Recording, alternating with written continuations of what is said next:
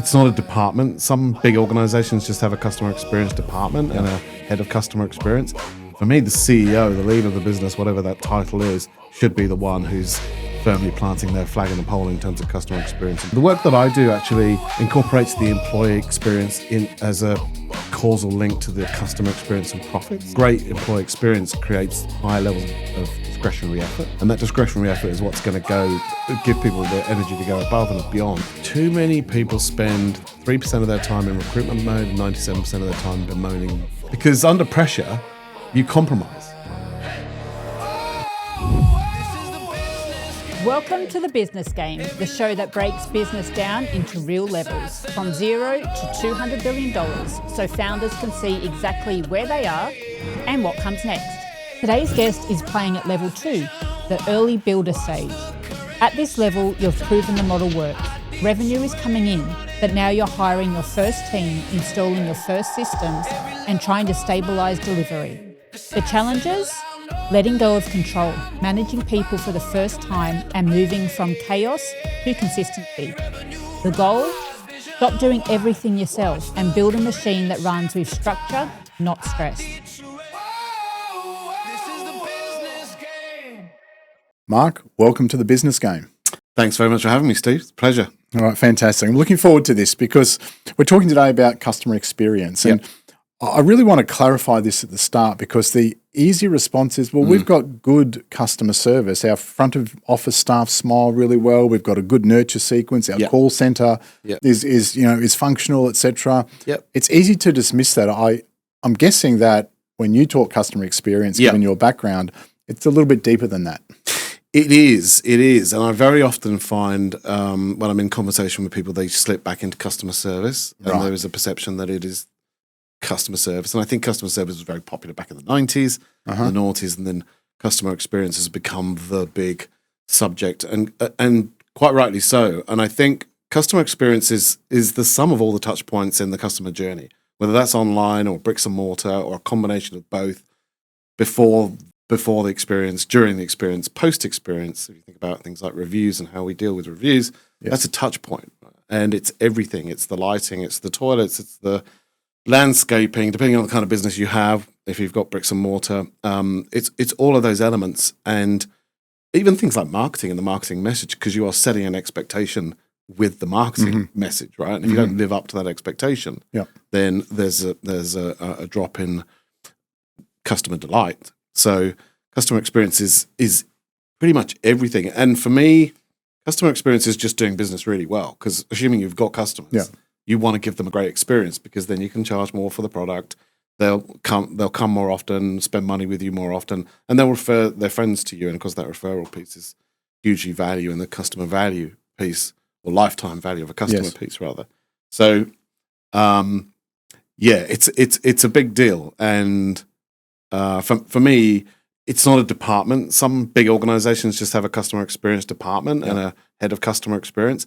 For me, the CEO, the leader of the business, whatever that title is, should be the one who's firmly planting their flag in the pole in terms of customer experience and driving the whole organization. Yeah, okay. Because there is a direct correlation then between customer experience and profit. Absolutely. Yeah, absolutely. The work that I do actually incorporates the employee experience in as a causal link to the customer experience and profits. I see. And there's two reasons for that. One is because if the employee experience is really hyped up, if it's a great employee experience, creates high levels of discretionary effort, and that discretionary effort is what's going to give people the energy to go above and beyond, even at 10, the hour 10 in the day, or when the boss is away and not looking, and delivering consistency. The other part to that is a great employee experience reduces employee turnover costs, and they're massive. The cost of the turnover of one employee is deemed to be somewhere in the region of 18 months' salary equivalent. By the time you factor in lost productivity, morale on the rest of the team because they've got a gap, and so on, recruitment costs, training costs, production, all of the above. Yeah. So you're not only reducing your employee turnover costs, but you're driving revenue more or less over a flat cost base. I find in my experience. Yep. There are some areas where you might need to invest a little bit to drive the customer experience, but you'll find savings elsewhere where it's not impacting the customer or you're finding savings through the employee experience piece. So it's kind of win-win all around. Yeah. Okay.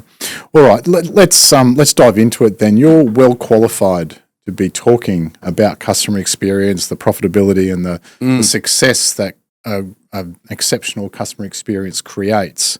You had a number of years as the CEO of Adventure World. You now run your consultancy, Sure Thing. So tell us a little bit about your story and the role that customer experience has played. Yeah. So my story started out as a 14-year-old pot wash in a restaurant in a market town in England called Alresford. It was an Egon Rone guide restaurant. I was the first boy they recruited. We talk about DEI these days. It's kind of in reverse, right? So my sister said to the boss, who was pretty much the female chef, said, "No, my brother's quite a good worker," so they gave me a job, and then I became a waiter, and then I became a head waiter and a restaurant manager, and my career sort of expanded in hospitality. And I guess I chose that path probably in the main because at the heart of me, I get real satisfaction out of seeing other people having a great time. Right. And I think that's a really important part of the whole customer experience, guest experience piece, because you can be driven by ego, you can be driven by profit, you can be driven by bonuses or salaries or whatever, right? And a lot of people are. But for me, the core of my purpose, what drives me is I love seeing people having a great time. And I like having a great time too, by the way. It's not just a sort of, servile sort of, oh, I really want to see you have a great time. It's more, life's short, right? And life's challenging, and it's full of really tough stuff if you really stop and think about it. And it's, whether it's the dentist, the tax man, or the divorce, or the troubled relationships with teenage kids, or whatever it is that's going on in anybody's life at the time. Nobody goes through this journey without a whole bunch of tough stuff. Yeah. So these moments of joy, and I guess I'm talking in the context of my background, leisure, hospitality, theme parks, they're really important to people and they have huge value. So my journey went from hospitality. I made this leap into hospitality and leisure with a company called Dave & Buster's, who are a NASDAQ exchange-listed leisure company in the United States. I learned a great deal out of that American kind of model in terms of particularly around training and recognition and reward, and brought that, I guess, to my next step, which was this expansion into theme parks in London. I was senior manager across 2 theme parks in London with Merlin Entertainments. Merlin Entertainments have been through this incredible journey over the last 25 years, I guess, going from relatively unknown to the second largest attractions group in the world. And one of the reasons why they did it was because their CEO, Nick Varney, was that guy, the CEO who put his flag in the sand and said, "We're about customer experience." And every time Nick opened his mouth or wrote a report, he was talking about the customer experience first. Right. Wow. So the whole organization, that just drips down, right? Because that becomes the DNA, that becomes the culture. You read his financial reports. Literally, the first thing he talks about is customer experience. Then he'll go into finance and safety and so on, and compliance and governance, but not the other way around. Because if it becomes a footnote, it literally becomes a footnote, and we're paying lip service to it. Yeah. It's not like that. You've got that clarion call of the leader. So that's a really interesting reframe, isn't it? To focus everyone's attention on that. Because everyone's looking at the leader for cues as to what's important. If cost cutting is important to the leader, it'll come across, and that's what they'll do. Yeah, because that's what they think they've got to do. Yeah. So you have a responsibility, I think, as a leader, to make that very, very clear from day one, and leave nobody in any doubt that that's what you're about, and then back it up. Yeah. Because the last thing you can do is talk the talk and then not back it up, particularly when it comes to things like, "Excuse me, Mark, I need some money for a new lawnmower and I can't afford it." Then, well, you're not backing the team. Yeah.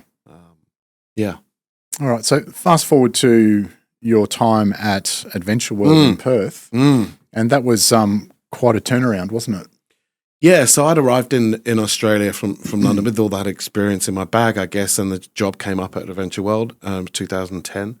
At the time, it was the second lowest rated park in Australia based on TripAdvisor reviews, second only to Luna Park in Melbourne. And and out of a competitive set of about 12 parks, if you add all the amusement parks, water parks, theme parks together, and the main ones, so it's very 10. visible, right? It's not a you can't get lost in that. And this market. is data driven, right? Yeah. This is it's not an opinion. And I remember walking in. It's a family run business, been around for about 32, 33 years. Everybody in WA knows about it, but at the time it was seen to be a bit of a fun park. And a little bit hokey and not taken that seriously. And they were doing sort of half decent numbers, but showing no real growth and really stagnating. So the journey that we went on, I guess I walked in straight away and went, wow, the fundamentals are really good. Like it's a beautiful location right next to Bibra Lake. It's a hybrid water park theme park, so all the products mixed together, not like, if you go to Dream World, you've got a water park and a theme park next to each other. This is all blended in together. And blended in beautifully with incredible landscaping. And landscaping is one of those very cost-effective ways to make things look beautiful and create part of that atmosphere. Because a lot of parks are very, you follow a path through and there's hoardings and theming, 2D theming, 3D theming, whatever. You don't actually see a great deal of landscaping. Disney's probably the exception to that. So it had that, and we built on that. And it had it had room to grow. It was really just a case then of getting the board and the team behind a vision that could see this park become something special.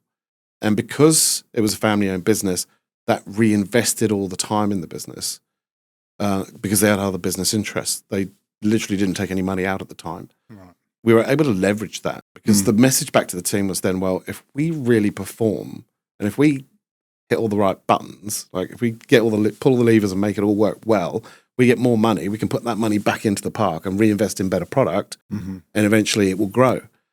And I think at the outset, we set out with a vision to be recognised as Australia's best theme park, and I sort of bent the rules really in terms of a vision. I added a target date in there, and the date was 2020, and it was 2010. And the longer version of that was to be recognised as Australia's top theme park, measured by social media reviews, primarily TripAdvisor at the time. And we managed to achieve that by 2016 in the end. So having the vision was really important. I had to take the team on a bit of a journey because they'd been doing things the same way for a long time. And they were like, who's this guy with all this energy and ideas? Who's this Pommy coming over? Yeah, that's here? right. Yeah, another loudmouth straight off the plane.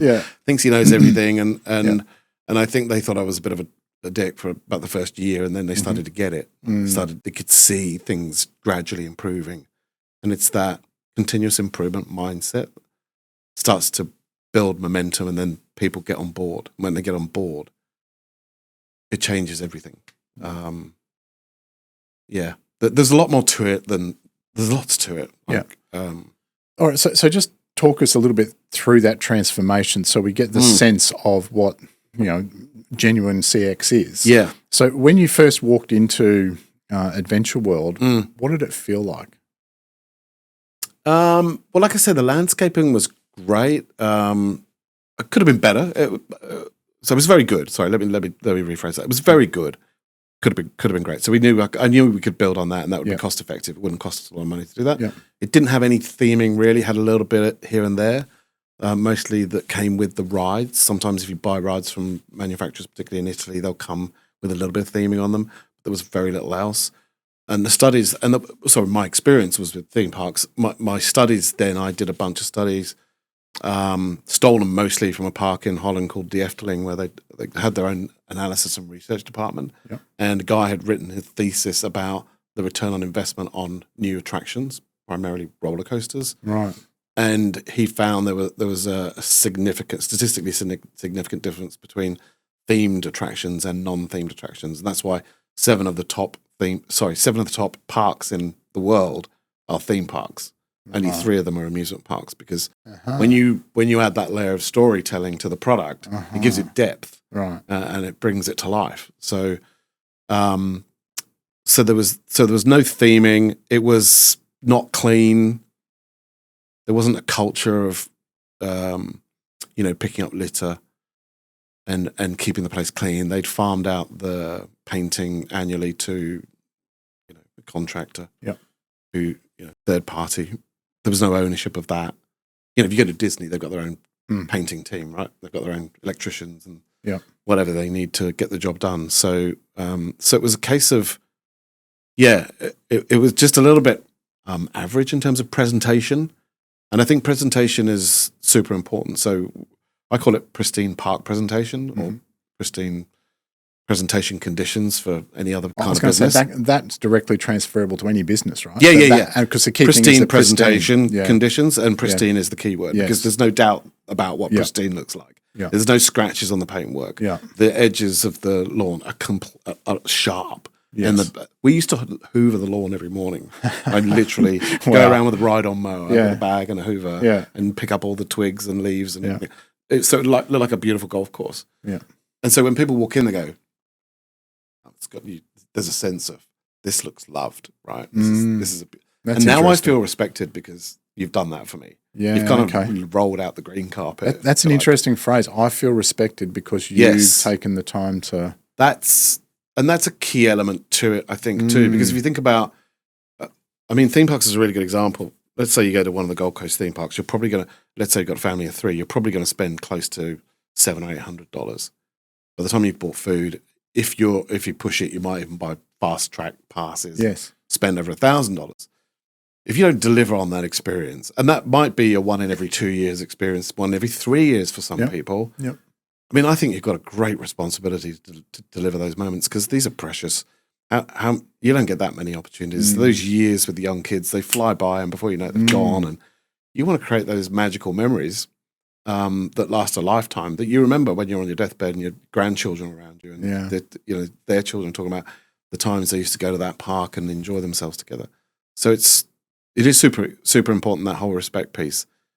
And actually we built that into one of the biggest levers I think we pulled that helped us move the dial as part of the overall moving in the right direction piece was the creation of a purpose statement that aligned the team. And I can't remember even where I came across this. It might have been Disney, because I think Disney were one of the first organizations that they got a consultant in literally, and he suggested they have a purpose statement. Yeah. And it was as simple as, it's a 3-word statement. Do you know what it is? Is it something about the happiest place or? Happiness is in there. Well, it's close. But it's a really good example of a great purpose statement. Yeah. 3 words, super easy to remember. It starts with we, so the collective. So everybody in the organization is involved in this. We create, so they've got action. Yeah. We create happiness. Okay. And that applies to the guy in the car park, the litter blower, the guys painting, the plumber, the electricians, the cartoonists, the theming people, whoever, the people in IT, marketing. They're all working together to create happiness. And so that galvanizes the team with the singularity of purpose. Yes. Whereas, some business leaders will get up and talk, they'll get loads of spreadsheets out and go, if we want to hit like 5% growth next year and you're the guys that are going to do it, it's not inspiring anybody. Yeah. Right? That stuff will happen anyway. Yes. If you get the purpose stuff right and drive, because that's an emotional. The thing about a purpose statement is it should be 7 words or less, because beyond 7 words, people start to forget. They can't remember it. Yeah. They might get half of it, and they'll try and. I've got a client at the moment who's got literally 8 or 9 words, and their people struggle. It should describe the emotional impact that your business has on the customer. So we create happiness. And what else? I think that's it, actually. The emotional impact, and it should be no more than seven words. So the purpose statement we came up with at Adventure World was we create happiness and magical memories, because we just wanted that magical memories bit in there. Yeah. And it changed our whole approach to everything. So the landscaping team, who were a team of 2 when I started, we managed to get 3 in the end, suddenly realized their role in the whole thing. And they're coming to me asking for $25,000 for a new greenhouse so they can grow their own plants, so they can actually do more with the garden beds because their budget won't stretch to it. Yeah. So it wasn't just about the gardens or the lawns for them. No. Yeah. So is that so for business leaders and entrepreneurs listening to this, is that a good place to start when you're thinking about your customer experience journey? Is your purpose? Is that a good place to start? And then, go from there? Yeah, I think so. I look, if there were just two things that I would have, I wouldn't bother with a mission. I don't think anyone's on a mission anymore, unless you're not for profit. Yeah. And I think the mission tends to get stuck in a drawer and everyone forgets about it. Nobody it's can up on remember the wall and you say, what's your mission? And someone goes, well, it was that kind of thing. But I don't think they buy into it because it's kind of inauthentic. Because I don't think people are on a mission. Yeah. If you're on a mission, I don't know, you might be in politics or you might be in like charity or that's a mission. Yeah. But working for an organization who just, half the time trousering the profit for the shareholders, that's not a mission. Having a vision, I think absolutely. To give people a future state that is a better place than where they are now. I argue, some people say you shouldn't put a time frame on it. I actually do think you should put a time frame on it, but it might depend on where you're at with your business at that moment in time. So if I go back to the Adventure World one where we wanted to be recognised as the best theme park in Australia by 2020, you could now drop the 2020 and just say we want to maintain our position as the best theme park in Australia. Yeah. Leave it at that. Mm-hmm. But I think vision and purpose are, for me, the ones that drive more connection and an emotional connection to what you're doing. Yeah. The rest of it then becomes about budgets and plans to get there, to make that happen.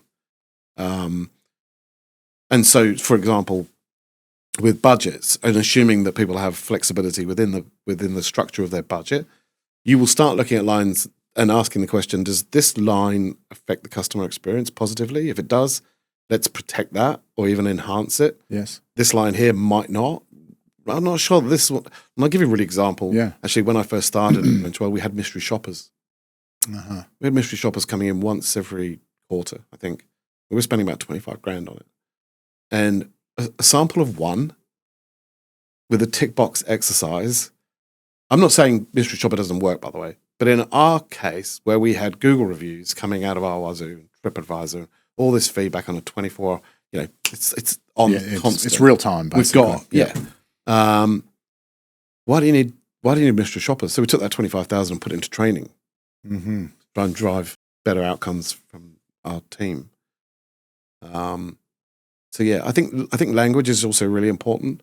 When I first started at Adventure World, I remember sitting in the boardroom going through some reports. Some of the team members, the sales manager and the finance guy, were talking about some of the reports and the attendances that we were getting, and they were talking about PAX.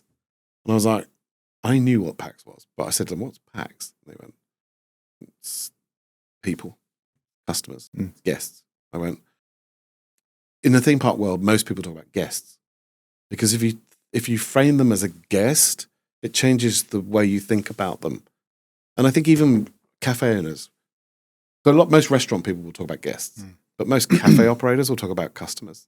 Customers are transactional.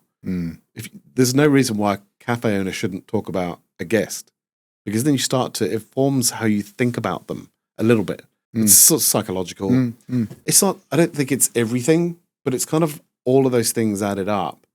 Because a PAX it's kind of demeaning, isn't it? Are you a PAX?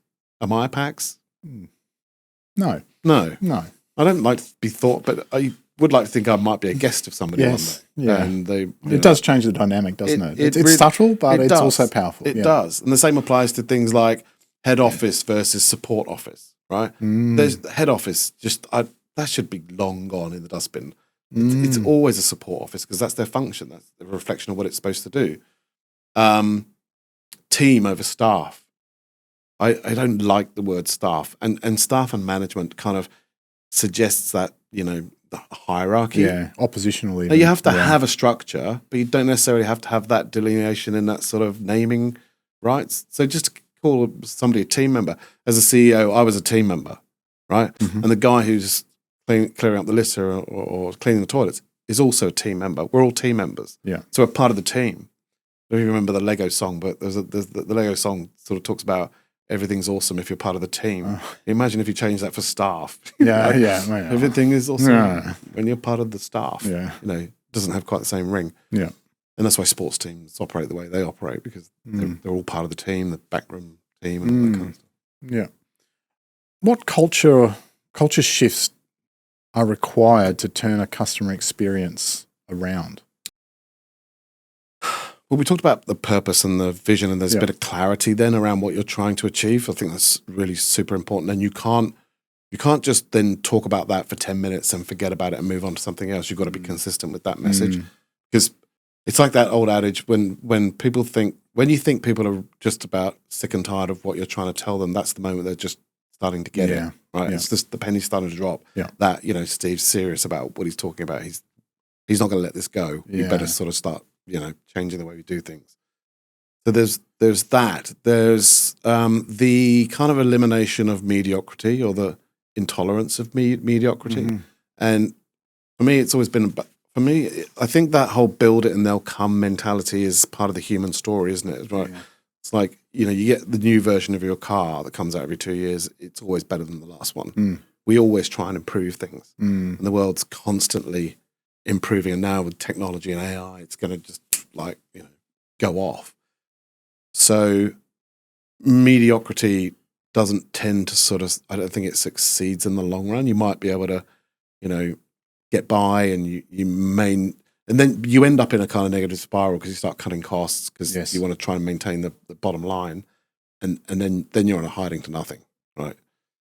So goes back to that point about if you believe in the product and you believe that, if you look at the evidence, if you look at Cirque du Soleil, for example, right, it's a friggin' expensive ticket. Taylor Swift, friggin' expensive ticket. Like any top performer. But you look at the production levels now compared to what they were 10, 15 years ago, you're going to get a really good show, and it's going to be worthwhile, and you want to go. It's why Disney do what they do, and they do really well, because they understand that people will pay for the quality. And a lot of those people that are going to Disney, ordinarily you'd look at their home financial situation and say they probably can't afford it, but they can afford it every 5 years. They'll somehow make it work because they want to take the kids, even if it's only once. And they'll make it work for the experience, right? Correct. And for the memories and the emotional impact it has on the family as a consequence. Yeah. So, if you can and that's the thing about customer experience, it is how the brand makes you feel. It's, customer service, by the way, is an important subset part of customer experience. But it ain't customer experience. Yeah. But it is, there is that role to play.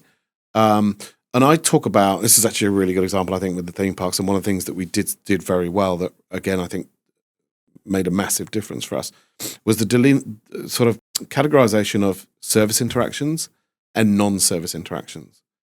Those are the labels I give them. So a service interaction is somebody comes up to the admissions area, they want to buy some tickets. The person behind the counter has to sell them the tickets. There's an exchange. There's hopefully a friendly exchange and a polite and a fast and efficient exchange. That's customer service. That's a service interaction. Yes. We deliberately went out of our way to recruit personalities into table clearing roles and litter picker roles, because they are out and about circulating with the guests, and they would quite constantly be tapped on the shoulder and asked where the nearest toilets are.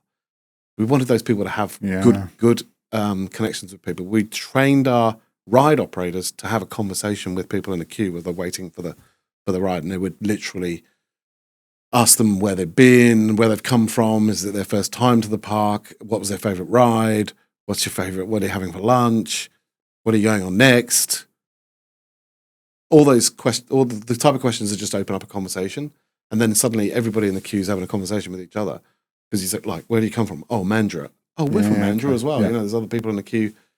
Suddenly but the opposite of that is, and this is what I found when I got to Adventure World in the first weekend. I went in there incognito because nobody knew who I was, and I put my shorts on and a t-shirt, and I went and stood at a ride, and I was close to the ride entry where I would get on. It was a chairlift ride, and there was a teenage kid there just leaning against the structure. And when it came to, and he didn't talk to anybody in the queue, and I got to the front of the queue, and then he looked at me, and when the chair was coming around, he went like that, and then he pointed to the concrete floor. There's a couple of steps painted on the floor, and he said, "That's where you stand," and then the thing's going to come up behind you, and and we flipped that. We gave the lifeguards water pistols and buckets, and said, "Look, don't change the focus of safety. Right, you're going to be still doing that piece, but if you want to have some fun with the kids, and spray the people in the queue for the water ride on a hot day. You can do it, and they loved it. Yeah, okay. Because suddenly the job was much more enjoyable, and the guests enjoyed it too. Those little things seem very, very obvious. Why isn't everyone doing them? But I guess we don't is probably the answer. And I think that's where it comes down to the mindset of how do we make this a better experience. Yeah. And you're right. I don't think any of the theme parks in Australia, for example, when you're queuing up on a busy day, set up a water station at the entrance with chilled water to offer to people as they're coming in. Yeah. We did at Adventure World. Yeah. I mean, literally, and it didn't cost us anything. We got massive water chillers. We put them in the overnight, massive water containers. We put them in the walk-in chillers overnight, so they were nice and chilled. Then we got tables, trestle tables with tablecloths, put trays out with loads of paper cups, and set myself, my number 2, leading by example, dragged a whole load of people out of their office jobs and said, right, you're on tray duty this morning. Right. And we would go out to the 3,000 people queuing up to get in the hot Perth sun and say, good morning, welcome to Adventure World. Would you like a chilled glass of water? And they'd be like, what? And that's the start to their day. Yeah. Didn't cost us anything. And then when we finished, we'd all go back into our offices and, get stuck in our spreadsheets. Yeah. Testing, 1, 2. Hello? Are we on? Are we on? Hello? Hey folks, let's take a quick pause to talk about our friends at HubSpot. If you've ever felt like running marketing, sales and customer service all at once is, a little chaotic, HubSpot is here to change that. It's an all-in-one CRM platform that actually works the way you think. From generating leads to automating follow-ups to helping your team stay aligned. Personally, I love how the automation tools handle the busy work so you can focus on the bigger strategy. And here's the best part. You can start your HubSpot journey for free using the link in the description. And while you're at it, you're helping to support this podcast. HubSpot isn't just a tool. It's like having a full team in one platform, helping you grow your business faster and smarter. Alrighty, it's back to today's episode. Can we dive into a little bit of the mental load? Because what you do, it's a very public thing, right? Because you talk about Adventure World and you've worked for the Sydney Harbour Bridge Climb and Village Roadshow and Westfield, Taronga Zoo, et cetera, et cetera, et cetera. Yeah. I guess the pressure, if you like, of turning things around and knowing that if it doesn't work, because it's just life, not everything works all the time, and everyone will see it if it doesn't work. How do you deal with that? That's a great question, because it does come with a degree of stress, and it does frustration, I suppose, when things don't work. But I guess you have to hold the view that we don't live in a perfect world. We don't live in utopia. If you can get it right, let's say you're getting it right when you start a new role and you're getting it right 70% of the time. If you can aim to get it right for 80% of the time 12 months later, that's a pretty good advancement, right? And then you just keep going. Yeah. And you just go till, and that's effectively what we did. So I think you have to accept that. I mean, at the same time, I'll express my frustration to the team in a professional way. I think it's one of those moments where you have to sort of go and let it settle for a day and then go back and say, yesterday this happened and these are the consequences, and obviously we're trying to achieve this great thing, but you have a bit of a review about how you might be able to do it better. And that's it. It's a continuous improvement mindset. I think as long as you have that, and you know that you're not going to let it go, and you know that you're going to plan better for next time, you know you're going to change something that's going to make that less likely to happen if there was a friction point, or do it better somehow. And as long as the team are moving in that direction and getting there, I think that's how I deal with it. And similarly with clients, I've got. I mean, if a client's not moving in the right direction, I kind of walk away, because there's no point really me doing the work if they're not going to take on board the recommendations, I suppose. Is that normal? Is that a common thing, or do you? I guess probably rephrasing that question. Do you get pushback with when you come in? The team should be doing X, Y, and Z, and not A, B, C. Do you get pushback on that? I wouldn't say it's pushback. More sometimes it just doesn't happen for whatever reason. Whether they're locked into their budgets or they haven't quite bought into this concept that it works. I mean, we go back to, I think, one of the earlier questions you asked about, this goes back to the ROI on customer experience. If you've got a business that's an aggregated Google rating of 4 currently, one of my clients is, and you move it to 4.2, for every decimal point you move, so if you go 4 to 4.1, you're adding, the numbers show, you're adding somewhere between 5 and 7% in revenue. Right. That's not including population growth. Yeah. So you got another 2% on top of that probably. So if you go from 4 to 4.2, you're in a 14 to 15% range revenue growth. That's what it's worth. Because all the people, and Google will tell you 83% of people now use Google on a regular basis to make an informed purchase decision. And they're reading on average 7 reviews. And they're looking at couple of different experiences for the family, or a couple of different restaurants that are looking at going to in a new place. They're going to go for the one that's probably got the higher Google rating, right? Yeah. You got a 4.7 Google rating for a restaurant. There's 2 Thai restaurants, and you fancy Thai, but one's 4.2 and one's 4.7. Which one are you going to? Well, obvious, right?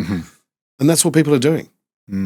So it's kind of folly to not be focused on that. And I think one of the things, if there were one sort of tip, I would say, if you do have a business and it's currently at 4.1 or 4.3 or whatever, set yourself a 12-month target to go 1 decimal point up.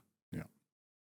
And the place to start with that is customer experience. Yeah. And what I would then do is filter, because you can filter newest and most relevant on Google. I filter the lowest rated first, then it'll bring up all the low rated.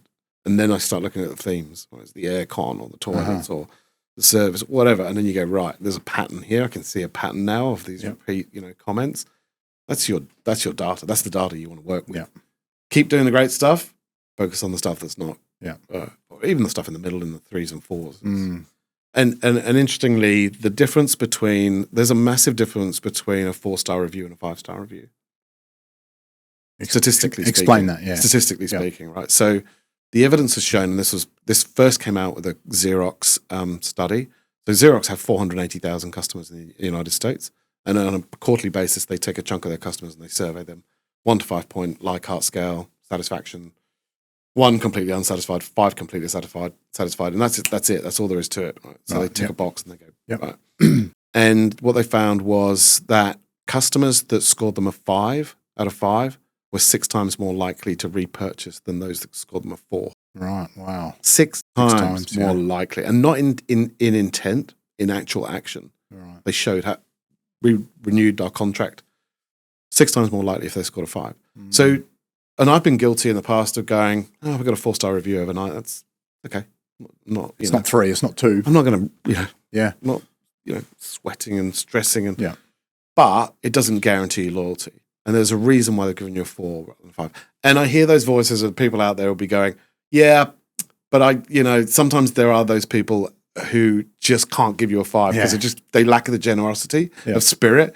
And you read their comments. The comments are really, really strong, and I had an amazing time. But I still give you a 4.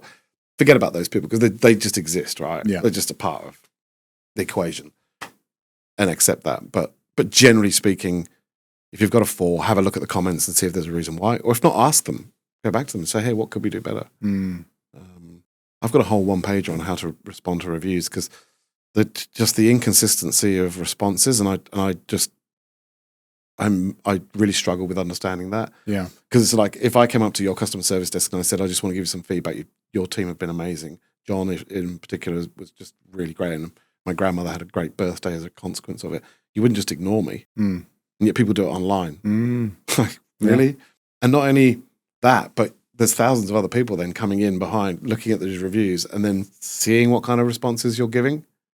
And if you're giving cut and paste responses that, clearly are, repetitive and impersonal, they don't address the specifics of the review, people see that. And again, I think that helps either dissuade or persuade them to buy your product. So let's talk a little bit about your business.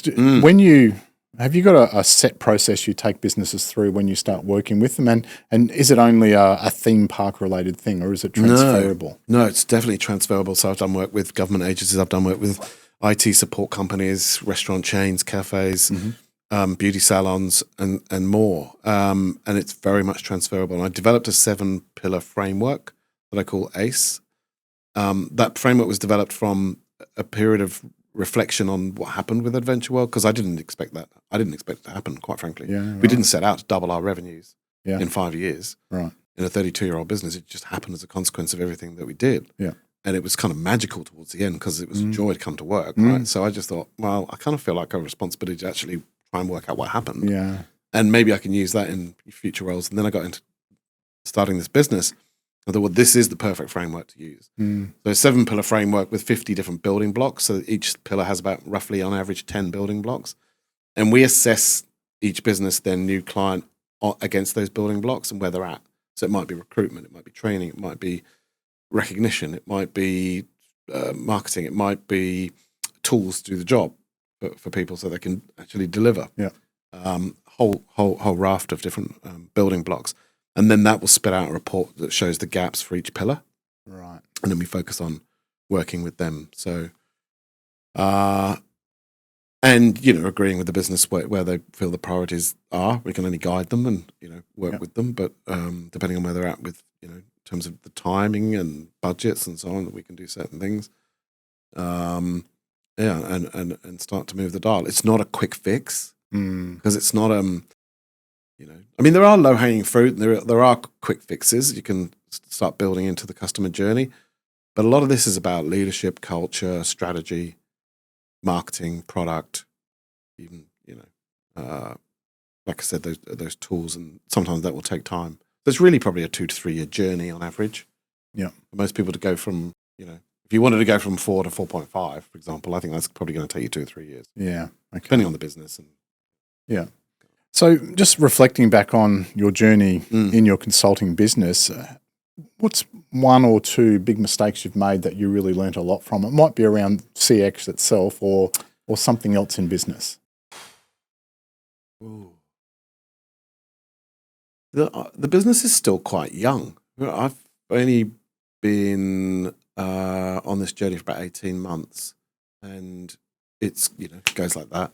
First years, obviously, in any new business is challenging. I think, and momentum, you've got to get momentum. I would say probably, certainly the thing I've realized in the last 6 months is the value of the networking piece for me from an ROI, from a leads perspective. Right. In this line of work, meeting you, for example, with the chamber, is far more profitable than spending money doing your blanket marketing, advertising the product, because it's really it's a hard sell. Like it's and it's a big subject. Try and get that into an advert that grabs people's attention. And they're seeing so much. There's so much noise out there in the business marketplace. Get cut through. It's a lot easier over a beer at some sort of business event. And so that into this year, I've got my targets here. One of those is attending a number of networking events, because I feel like on average I probably get at least 1 client from every business event that I attend. Power of relationships and getting to know people, and then getting to know who you are, and understanding that actually there's some value in there maybe. Yeah. Yeah. All right. So on that as well, what part of running the business today, and I guess even in contrast to your theme park days, what part of running the business today seems way harder than it looks from the outside?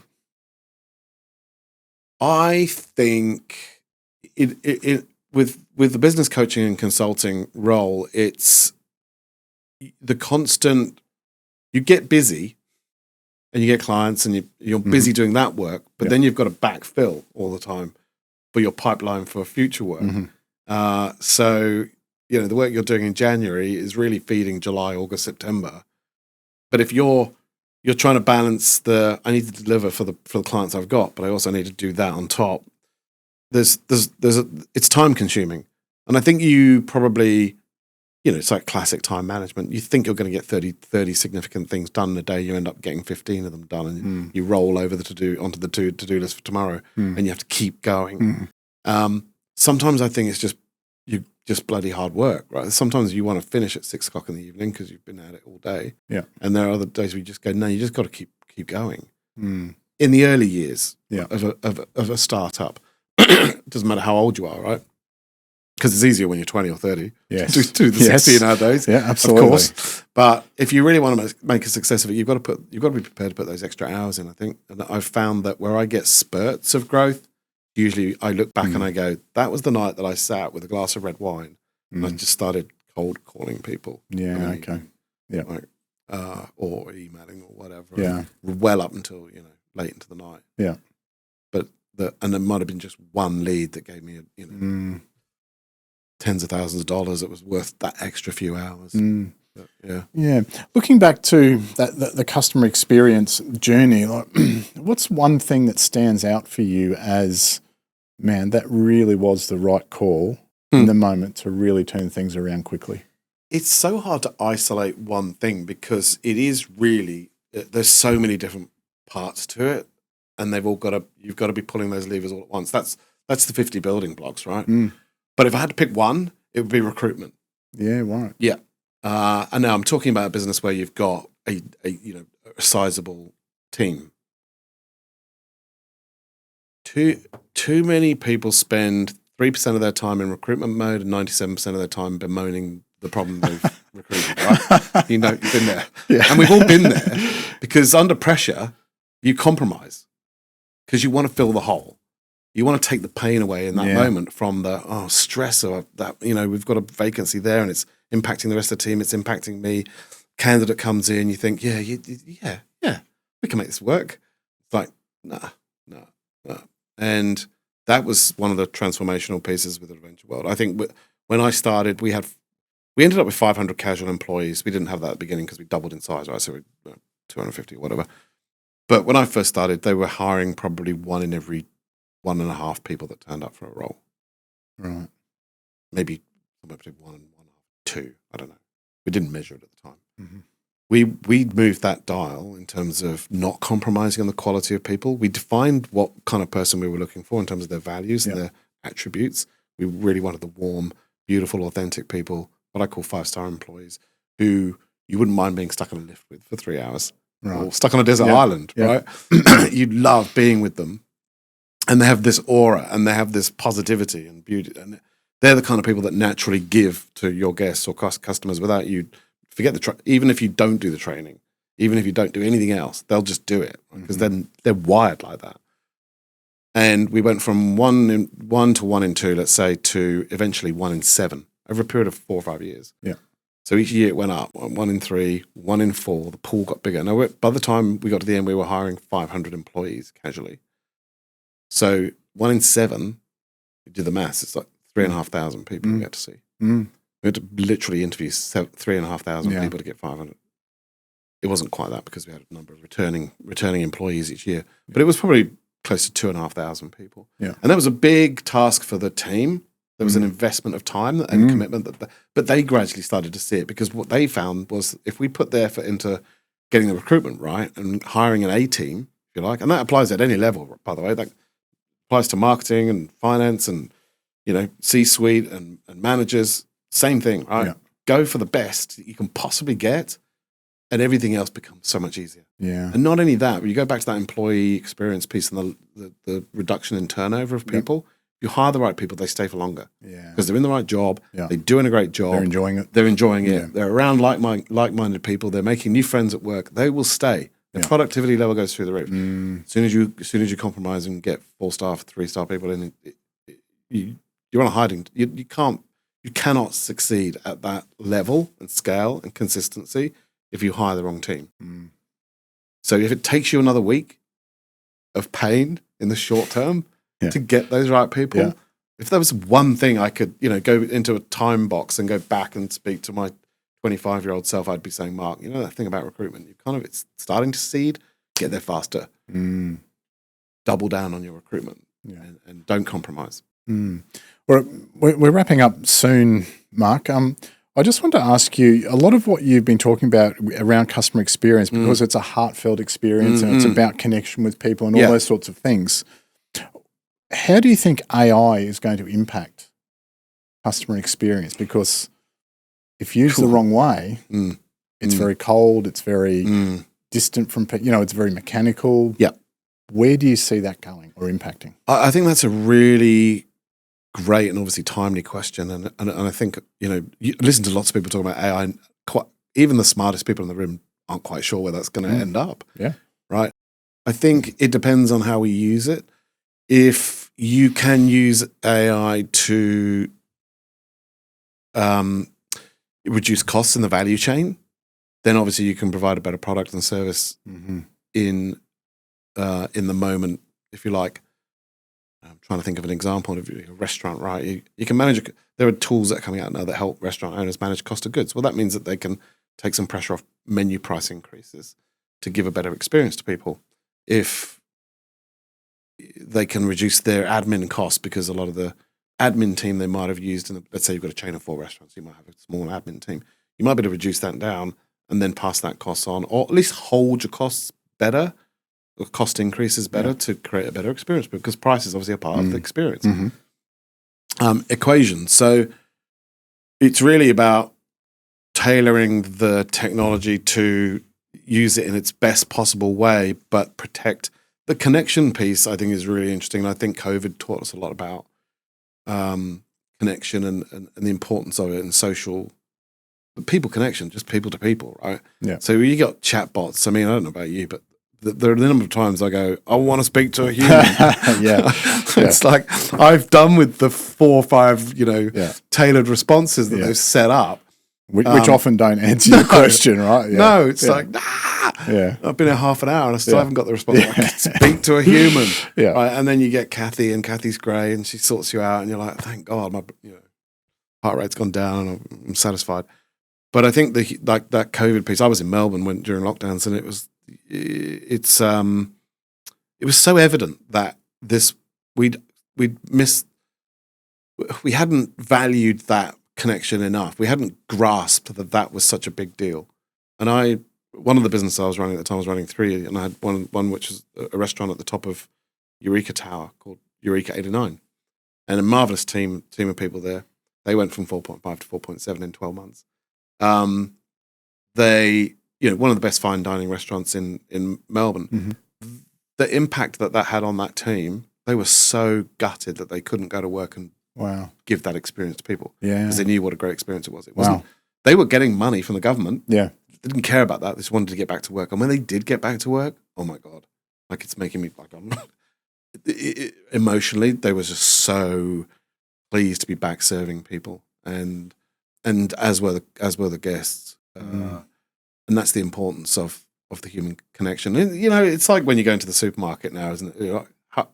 There's usually only about 2 lanes where you can actually go and have your talk to a person, and they will talk to you. Sometimes you get a really authentic person talking to you, and sometimes you'll get. I never forget the example of the person was in a supermarket in Melbourne, and I was picking up some food at 8:45 in the evening, and the person as I put my stuff in my bag and grabbed the receipt, they went, "Oh, enjoy the rest of your day," and I'm like, it's 8:45. I got about half an hour of unloading. I'm going to bed. I'm going to bed. I don't know about you, but like there's not much. So maybe have a think about saying something authentic, or hey, enjoy what's left of the day, or just have a good night. Have a peaceful evening, or have something. A peaceful evening. Exactly. Have a think about what you're saying. And make it intentional. Make it connect. Some people do it. Some people don't. And that's why I go back to that recruitment piece, because you want to hire the people that can naturally do that. Because you can't rely on them through the training and the scripts and everything else. It just doesn't happen. So hope that answers it. Yeah, absolutely. Well, I don't think we know the answer to that, right? We're figuring it out as we go along. The human race is, right? Oh, absolutely. It's quite mind-boggling. I had a friend over from the UK a couple of weeks ago for Boxing Day test.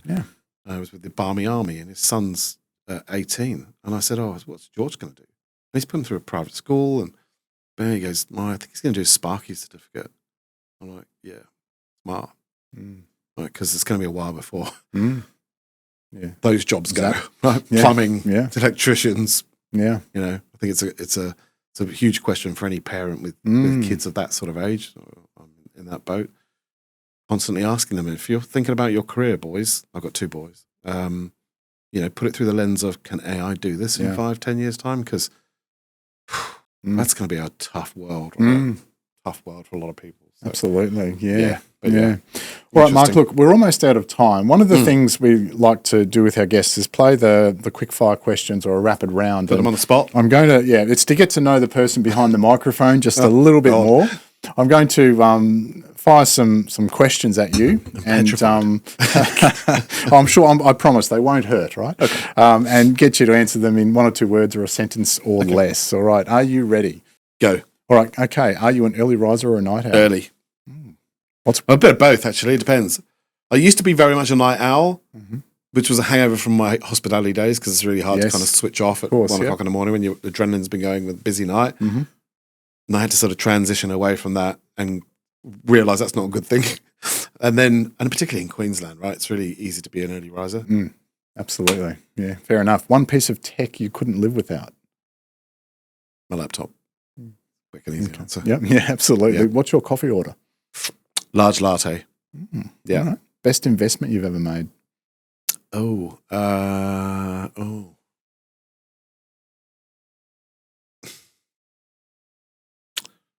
would say this business, probably.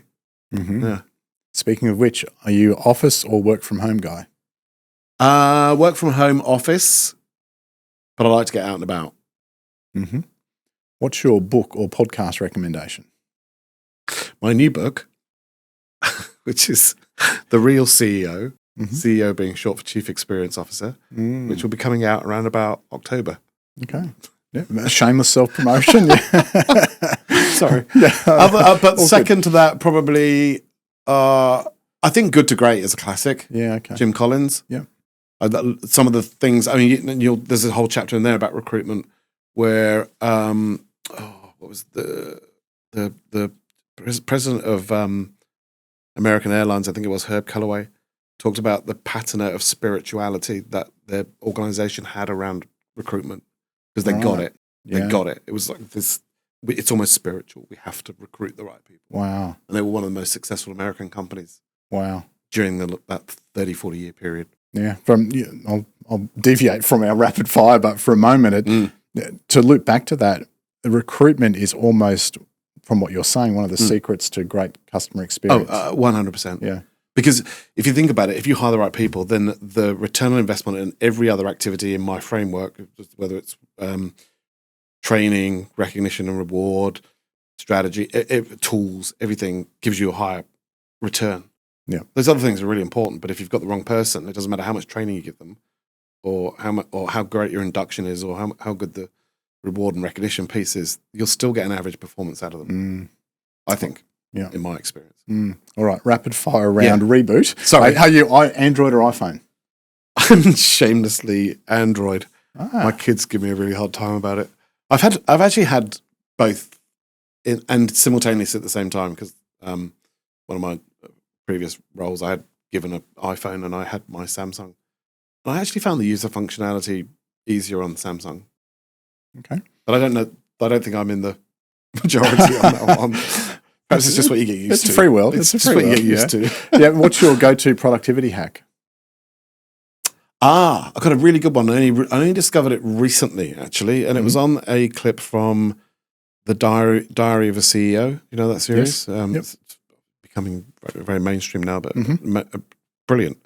And there was a guy in there talking about productivity where he urged people to write down 15-minute increments. So I'm sitting at my desk and I write down 10, 10:15, 10:30, 10:45, 11, and so on. And I set a timer. I set my phone timer. And you just reset it after every 15 minutes. But when the 15 minutes is up, you have to write down what you did in the last 15 minutes. And it's amazing how it concentrates you in terms of not just sort of wandering off to go and water the plants or make a coffee or just get distracted by something. Yeah. Doom scrolling. Or whatever. Yeah. And I'm holding myself accountable. I've got to literally go. And if I don't write 3 or 4 things down of significance that I've done in the last 15 minutes, the other thing that it shows me, though, also is how quickly time goes when you start measuring it like that. You realize that time really, like that sort of egg timer, the sand's just disappearing through it. And that's why you get to the end of the day and sometimes you aim to do 30 things and you got 10 done. So that's because you didn't focus. I think there's another one called signal noise. Sorry. The signal to noise ratio. Yeah. Have you heard of that? Yes. Just, really successful people like Elon Musk, it's all signal. Yeah. And they just don't get into any kind of noise. Yeah. It's brilliant. Yeah. Not easy. And I'm not saying that I do it really well by any means, but focus is the key. Yeah, cool. All righty, last question, Mark, before we wrap up. If you look back on that version of yourself that walked into Adventure World all those years ago, what's one thing you wish you'd understood sooner about pressure and responsibility in business?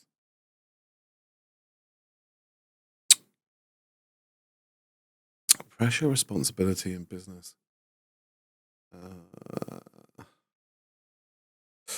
I think probably, and this is a personal thing, right? As the leader, as the person who, I was in my early 40s and I'm very driven. I've got this experience I know I can bring, and I want to get things done. I know that I've got to go at a certain pace because I've got to take the team on that journey with me. So I can't go at my pace. I've got to slow down. But also just being kind to yourself and knowing that, there's times where you've got to pull back and you've got to take a break and you've got to focus on the other important things in life, like family and so on. And even things like, now I'm probably now even more regular in terms of going to the gym and getting exercise and getting good sleep, diet, not drinking too much, all the things that take energy away from you. And that when you're stressed, you can easily sort of slip into some of those things and not look after yourself properly. Even meditation, I don't meditate regularly, but sometimes when I'm feeling really compressed, I'll definitely take some time to chill out or cold. I do the cold bath, sauna stuff, and just take time to sort of look after me. And probably that period would have been a bit easier maybe if I'd been a little bit more conscious of those things and being easy on myself and not being hard on yourself sometimes. It's easy to be hard on yourself. I still do it every day now, but like some things, if it's out of your control, let it go. If it's in your control and you haven't done as well as maybe you thought you should, then okay, maybe have a little word with yourself and give yourself but also give yourself latitude. Sometimes you just got to. Sometimes your body just says, "Hey, go and take a few hours off. Yeah, go and chill. Yeah, finish early. Yeah, go for a swim. Whatever." Yeah, fantastic. Mark Shaw, thank you very much for joining us on The Business Game. So if people want to reach out to you online, where can they find you? Obviously on LinkedIn or on surethingcx.com.au, www.surethingcx.com.au. Or one of these fabulous Chamber of Commerces, which where we met. All right, fantastic. Mark Shaw, thank you so much for joining us on The Business Game. That's all we've got time for on this episode, folks. Stay tuned. If this resonated with you, join us again on The Business Game. Bye for now. Bye-bye. This is the business game.